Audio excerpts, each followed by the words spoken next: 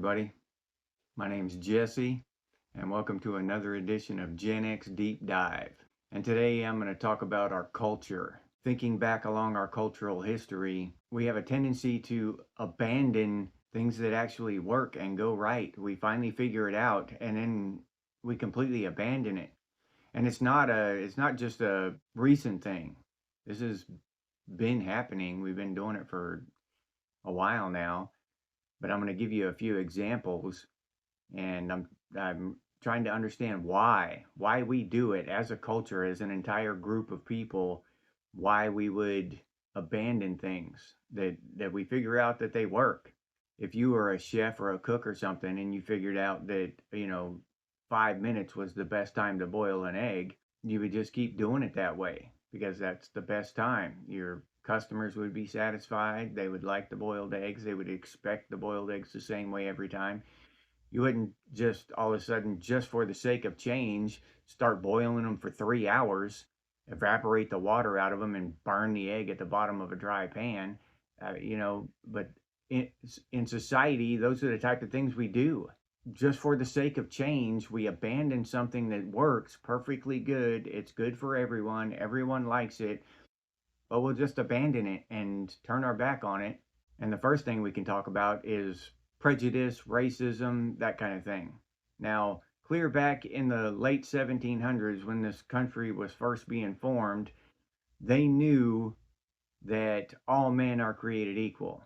Men as in mankind, men and women, created equal. They wrote it down in the Constitution, but it took us 100 years till the mid to late 1800s to finally get that right and end slavery.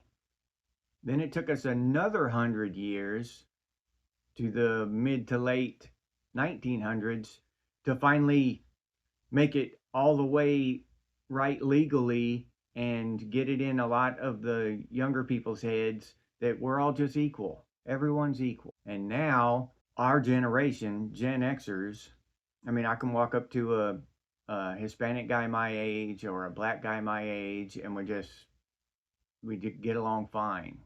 They don't look at me any differently. I don't look at them any differently. We know that inside our minds and our souls, and we know that we're the same.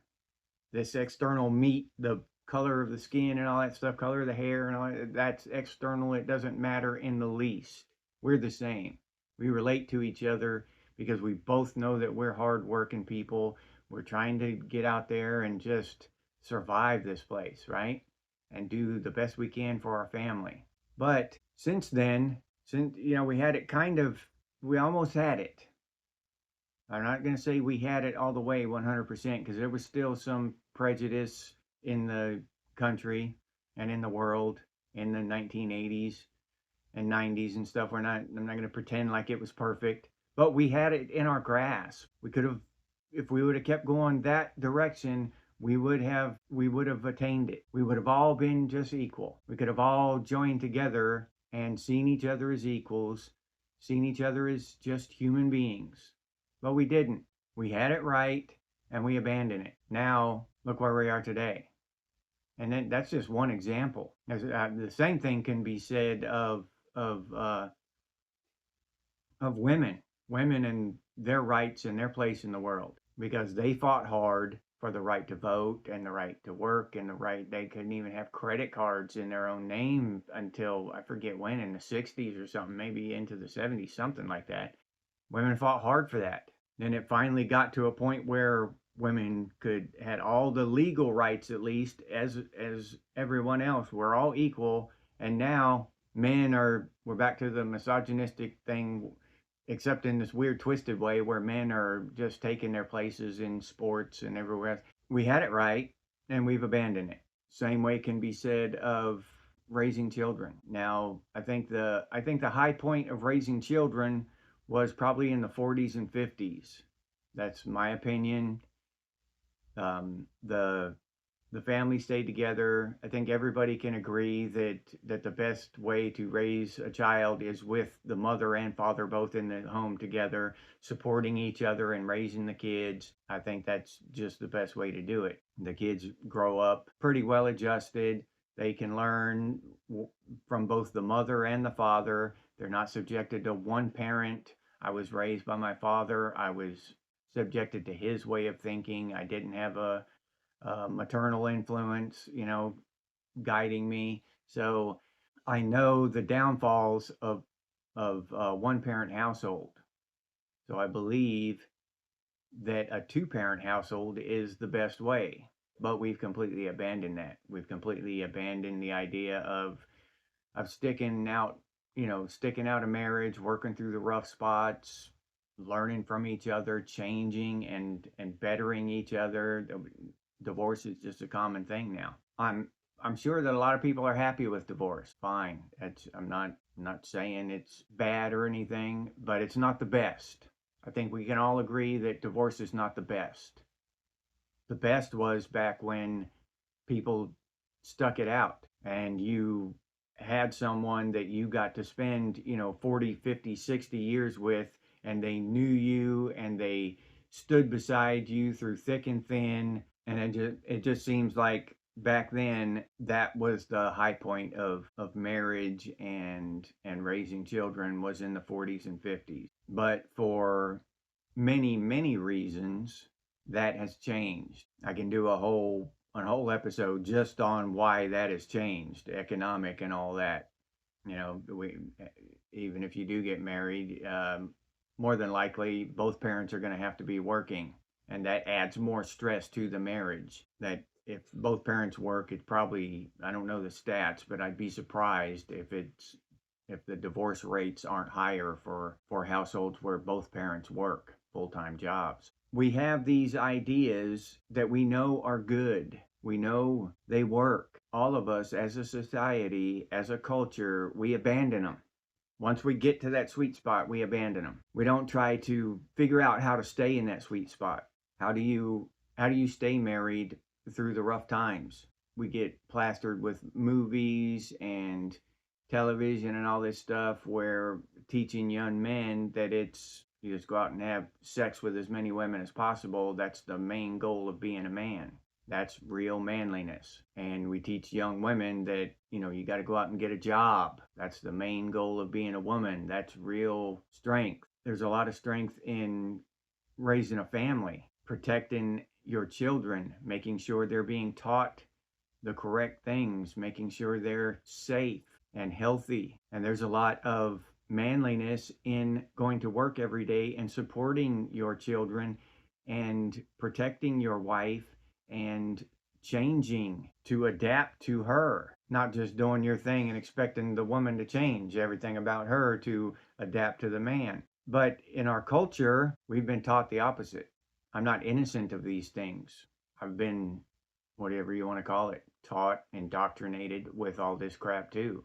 But I spend a lot of time with myself and my thoughts, and I think about this stuff. And one thing I actually noticed when I was a young kid, young teenager, was that how much indoctrination was being put on my sisters, how they were being told what beauty was, what, they had to, how much they had to weigh and all this stuff by these magazines and TV shows and all this stuff they were watching. I noticed that when I was a young kid.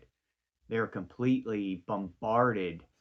I have a lot of respect for women that can have a clear mind and look around at the world and just be themselves instead of, trying to be this thing that whatever society tells them they should be, the media and all that, especially now with constant social media and stuff. It's crazy now. And another one is corporal punishment, spankings. Now I understand that, like, we got spankings from teachers and principals in school sometimes. Back when I was a kid, that was still a thing. So I understand that some people will take that too far. Some people will abuse that and abuse the children. And then some parents will take that too far and abuse that and abuse the children. There's got to be a happy medium in there somewhere. And I think that was it. The spanking on the butt, a couple smacks on the butt or whatever. As long as that's what happened, that's a good lesson for the kid to learn what you did was wrong. Don't do it again. I remember those days. I'm not tortured. I'm not a tortured soul because I got spankings as a kid. That taught me lessons that I needed to learn. I'm curious about what are these kids now who get no spankings whatsoever, no punishment. How are they learning? Well, I guess a lot of their time is online and virtual, and there aren't a lot of consequences on there. You get your account frozen or banned or blocked or deleted or whatever, and then you make a new account, no matter how horribly you act. But if you look back through these different subjects, these different things that we've done throughout human history, throughout well, at least throughout Western civilization and America specifically in this instance, what I'm talking about, if you look back through them, we have had things that we finally got right, and then we just abandon it, just walk away from it, just for the sake of change. And that's my more specific point, is that we change just for the sake of change, not to make anything better. Sometimes change is not good. Sometimes change is bad. When you've already learned your lesson and you're doing it right, then changing that can blow up in your face, and often does. And we've seen that happen here recently with quite a few of these topics in the last 10, 20 years. And I'll leave you there with that. If you enjoyed this video, please like, subscribe, and comment. If you'd like to support the channel, you can always do so by clicking on the super thanks button down below this video.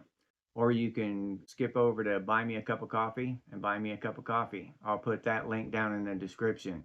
We also have some pretty cool Gen X gear over at Redbubble. If you'd like to check that out, I'll put that link down in the description too. Stickers, t-shirts, coffee mugs, stuff like that. Gen X branded and Gen X Thinks.